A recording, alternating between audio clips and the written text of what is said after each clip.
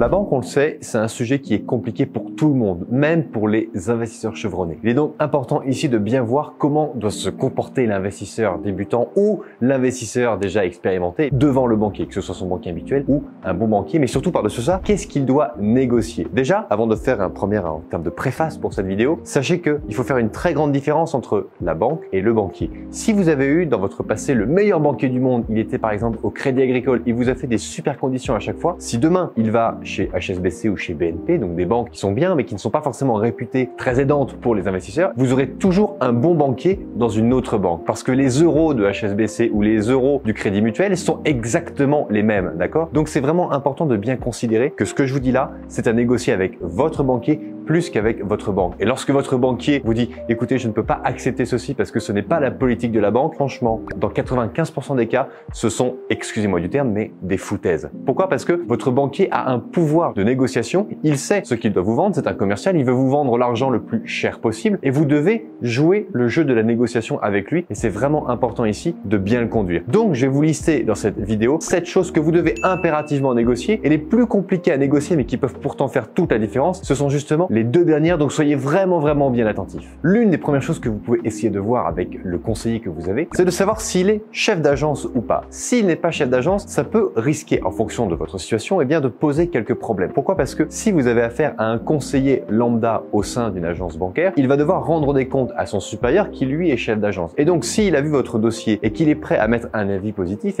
il va le transmettre à son chef d'agence. Cependant, au niveau du chef d'agence, il n'a pas eu justement la démonstration, l'explication complète des contours de votre projet. Il y a forcément de la perte en ligne qui va se créer. Il est important ici, si votre situation est d'autant plus complexe, c'est-à-dire que si vous n'avez pas de CDI, que vous n'avez pas d'épargne, que vous n'avez pas de gros revenus, mais que vous avez vraiment la volonté avec un projet solide de construire un patrimoine immobilier avec un premier investissement locatif, dans ce cas-là, essayez de toucher au chef d'agence. Et vous allez voir que si vous y connaissez bien, que vous connaissez les termes, que vous maîtrisez le verbe du banquier, vous allez être amené, lors d'un second rendez-vous, à rencontrer le chef d'agence et c'est donc directement avec lui que vous allez pouvoir négocier. Et ce qui est bien lorsque vous négociez avec le chef d'agence, c'est que bien souvent, si la somme que vous voulez demander est inférieure à sa délégation, l'offre de prêt ne sortira pas de son bureau parce que tout se passera en interne. Je vous prends un exemple. Si la délégation de votre chef d'agence est de 300 000 euros, pour tous les crédits inférieurs à 300 000 euros, si lui il donne son feu vert, c'est bon, vous aurez le crédit. Et le siège n'a pas à donner son avis parce que souvent le siège sera au courant bien sûr de ce qui se passe, mais il a donné une sorte de confiance, de délégation à son chef d'agence dans l'agence dans laquelle vous êtes actuellement. Donc ça c'est vraiment important. Si vous n'avez pas accès au chef d'agence, faites vraiment le maximum pour avoir accès à lui. La chance que j'ai, c'est que j'ai un banquier qui a un pouvoir de délégation de 1 million d'euros et même si je sais que de temps en temps, par souci de contrôle, il y a quand même des dossiers qui remontent là-haut, ça passe toujours. Pourquoi? Parce que ce banquier-là, s'il a dans sa vie peut-être donné 100 crédits à 100 clients différents, peut-être qu'il y a 95 ou 99% des clients qui n'ont jamais rencontré un seul accident de crédit. Ce qui veut dire que pour cette banque-là, pour ce banquier-là, au niveau du siège, il a suffisamment eu de confiance de la part de sa hiérarchie pour prêter de l'argent. Parce que si pour 99% des clients, il n'y a pas eu d'accident de crédit, que tous les crédits sont remboursés à l'heure et que tout se passe très bien, ça veut dire que ce banquier-là sait juger la qualité d'un dossier, la qualité d'une personne qui emprunte. Donc c'est vraiment important ici de bien voir la différence entre le chef d'agence, le conseiller bancaire,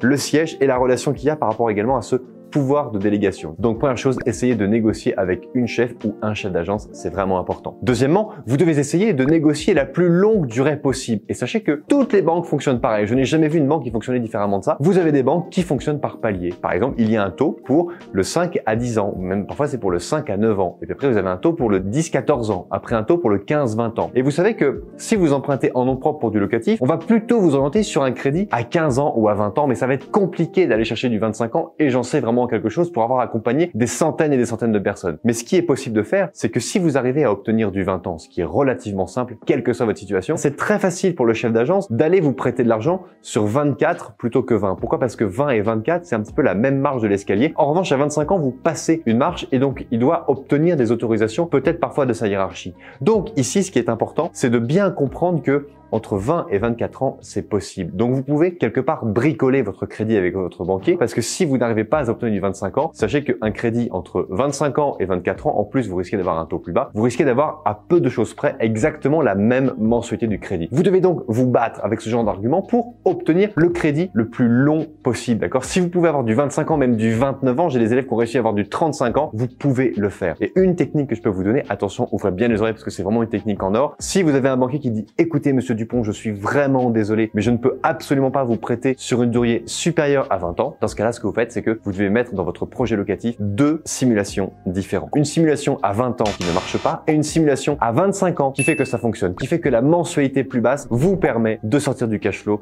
de générer du profit. Et si vous voulez montrer à votre banquier que vous voulez vraiment l'intégrer dans l'intimité de votre projet, vous devez absolument dire au banquier, regardez, à 20 ans, monsieur le banquier, je suis d'accord, vous avez envie que notre projet marche et je vous remercie justement pour cette proposition à 20 ans. Mais regardez, à 20 ans, je perds de l'argent. À 20 ans, je dois rajouter de l'argent tous les mois parce que la mensualité est bien trop grande. En revanche, à 25 ans, avec ce taux-là, j'arrive à dégager 100, 150, 200 euros de cash flow tous les mois. Donc, c'est vraiment important de lui montrer parce que il a besoin d'éléments, il a besoin de pouvoir justifier auprès de ses chefs pourquoi est-ce qu'il vous a prêté sur 25 ans plutôt que sur 20 ans. Et là, vous lui apportez une preuve factuelle. Le banquier ne veut que du factuel. Les paroles s'envolent, les écrits restent. Et les 2 simulations que vous allez lui montrer vont permettre de justifier le fait qu'il vous a prêté sur 25 ans. J'en profite pour vous dire que si vous voulez vous amuser à faire des simulations, avoir un tableau ultra complet, vous avez le calculateur des investisseurs intelligents qui est gratuitement téléchargeable en cliquant juste là sur la fiche qui va apparaître. Vous pouvez le télécharger absolument partout. Vous allez sur le site monsieurrodolphe.fr/ressources au pluriel. Vous avez plein de documents gratuits qui sont justement faits pour vous aider à cheminer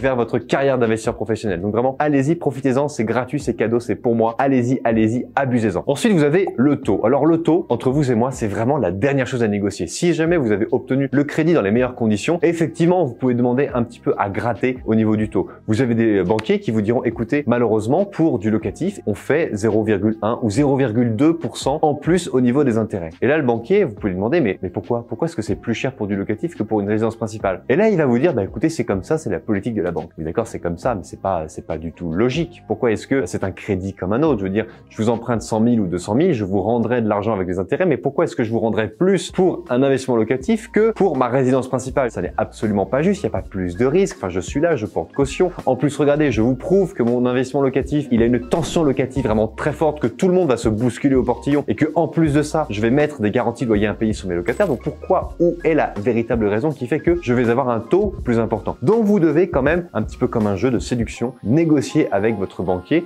que le taux au minimum soit le même que pour un crédit pour un achat de résidence principale que pour un achat d'investissement locatif. Retenez bien ça. 4e critère à négocier, et ça c'est vraiment très facile, vous êtes tous capables de le faire, c'est de négocier la délégation d'assurance. La délégation d'assurance, c'est quoi? Vous allez proposer à une autre assurance de vous assurer pour rembourser le capital restant dû auprès de votre banquier si jamais vous rencontrez un accident de crédit. Un accident de crédit, c'est une conjoncture qui fait que d'un seul coup, vous ne pouvez plus rembourser le crédit. Vous avez, je sais pas, différents problèmes, on va pas les lister ici, mais il y a 1001 problèmes qui peuvent survenir. Et donc, le banquier, il a besoin d'avoir l'assurance que vous allez rembourser le crédit, au moins le capital, pas forcément les intérêts, mais au moins le capital restant de l'argent qu'il vous a prêté. Et donc pour cela, vous avez les assurances en interne auprès des banques et les assurances externes. Je peux vous garantir que les assurances externes sont toujours beaucoup plus compétitives et aussi efficaces. Et vous avez beaucoup de banquiers qui sont très honnêtes, qui vont vous dire, écoutez, monsieur Dupont, honnêtement, la délégation qu'on a en interne chez BNP, chez Société Générale, chez n'importe qui, elle n'est pas du tout compétitive. Vraiment, prenez une délégation d'assurance auprès de, pourquoi pas, ce prestataire-là. Ou alors sinon, vous allez sur un meilleur taux et puis vous demandez à chercher une meilleure assurance. Ils font aussi des comparaisons d'assurance et des comparateurs d'assurance. Vous en avez des pelletés et des pelletés sur Internet. Je vais pas en lister ici. C'est vraiment important ici de bien comprendre que vous pouvez prendre la délégation d'assurance. Cependant, attention, ici une remarque vraiment très importante que vous devez noter, et c'est uniquement pour les personnes qui seront restées jusque là dans la vidéo. C'est que si vous envisagez, de faire un autre crédit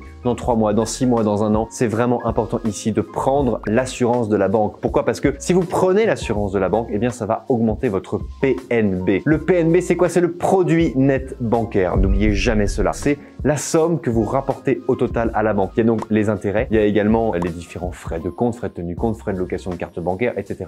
Mais vous avez également les frais d'assurance de votre crédit immobilier. Et ça va jouer dans une grosse part. Et donc le banquier, il va voir que vous êtes un bon client parce que non seulement vous remboursez rubis sur l'ongle vos crédits immobiliers, mais en plus de ça, vous rapportez vraiment beaucoup à la banque. La banque, elle a donc tout intérêt à vous garder en interne et à continuer à vous prêter généreusement. Et au bout de 2, 3, 4 crédits, lorsque la banque dira, écoutez, monsieur Dupont, vous commencez à être un petit peu trop endetté pour nous, soit vous allez voir un autre partenaire, soit vraiment vous arrêtez. Et dès que la banque ne vous fera plus confiance, à ce moment-là, faites une délégation d'assurance sur absolument tous vos crédits pour justement faire baisser de manière vraiment très importante, parce que si votre assurance avec la banque vous coûte 100 € par mois, vous pouvez être sûr que dans les mêmes conditions, une autre assurance privée indépendante vous prendra au moins 40-45 €, ou en tout cas souvent plus de la moitié que ce que la banque va vous proposer. Donc c'est vraiment une économie dont personne ne peut se passer. 5e paramètre que vous devez absolument négocier, ce sont les FRA, les frais de remboursement anticipé, autrement connus connu sous le nom de IRA, de indemnité de remboursement anticipé. Déjà, qu'est-ce que c'est que cette indemnité? Cette indemnité de remboursement anticipé, elle vient du fait que si vous empruntez 200 000 euros à la banque a prévu que vous remboursiez 300 000 euros sur 25 ans. Elle a prévu de gagner environ 100 000 euros d'intérêt dessus. Ce qui va se passer, c'est que si vous remboursez par anticipation, peut-être que vous n'allez rembourser que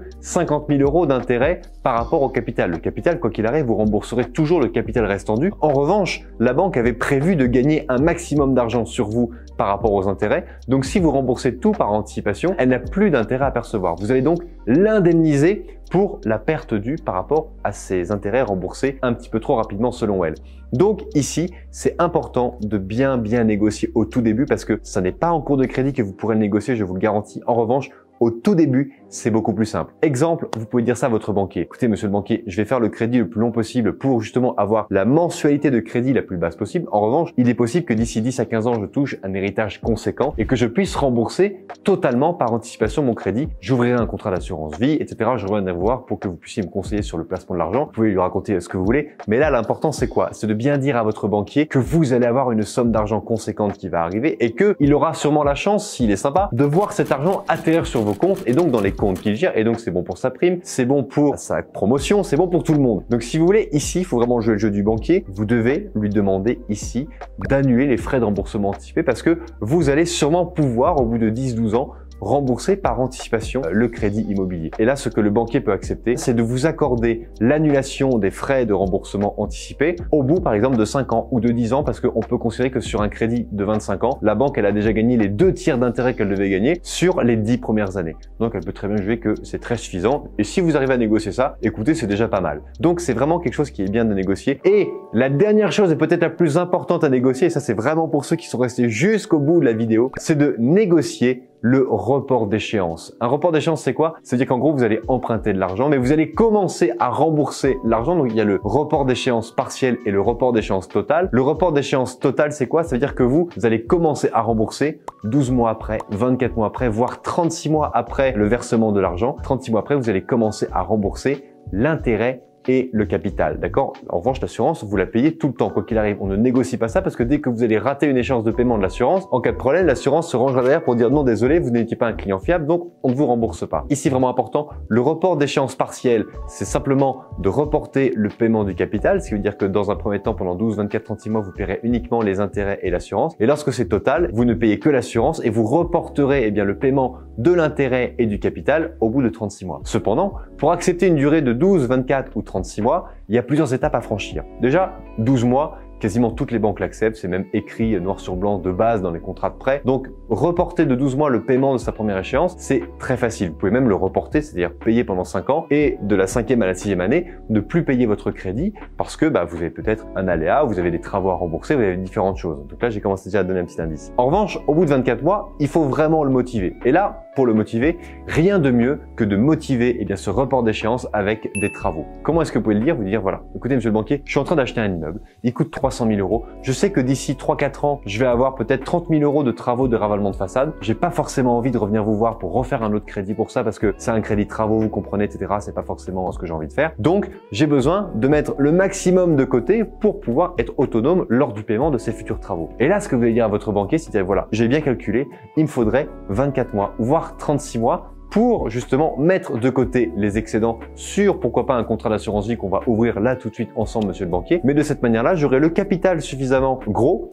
pour financer par moi-même ces travaux de rénovation. Et en fait, dites-vous une chose, c'est que si vous voulez avoir un report d'échéance de 12, 24, 36, voire 48 mois, les personnes les plus nerveuses arrivent à avoir 48 mois, il faut vraiment le motiver. Et ça, c'est important parce que vous ne pourrez jamais motiver autrement qu'avec des travaux. Donc là, pourquoi pas, ayez avec vous un devis de travaux. Et même si ces travaux, quelque part, vous ne les réalisez jamais, c'est pas forcément très grave. Le banquier ne va jamais aller voir si les travaux sont réalisés ou pas. L'important, c'est vraiment de justifier au banquier que vous avez besoin d'avoir un report d'échéance. Et si vous achetez un immeuble qui a 5 appartements et que dans chaque appartement, il y a 4 fenêtres, vous faites faire un devis pour remplacer 20 fenêtres. Ça fera peut-être, je ne sais pas moi, du 30 000, 40 000 euros. Et donc, vous aurez, regardez, monsieur le banquier, on va bientôt avoir les DPE qui vont arriver. Je sais qu'en remplaçant les fenêtres d'ici 3-4 ans, je pourrais faire ça. Donc, s'il vous plaît, je vous demande de reporter la première échéance au bout de 36 mois. Comme ça me permettra de payer de manière complètement autonome ces différents travaux. Voilà, chers amis, cette vidéo est terminée. J'espère qu'elle vous a apporté un maximum de valeur. N'hésitez pas à la liker, à la partager, à la publier sur vos réseaux, à me poser vos questions en commentaire. Si jamais vous avez des questions, je me ferai une joie immense de vous répondre. Et bien sûr, comme d'habitude, n'oubliez pas, Crise ou pas crise, on fait la route ensemble. Ciao!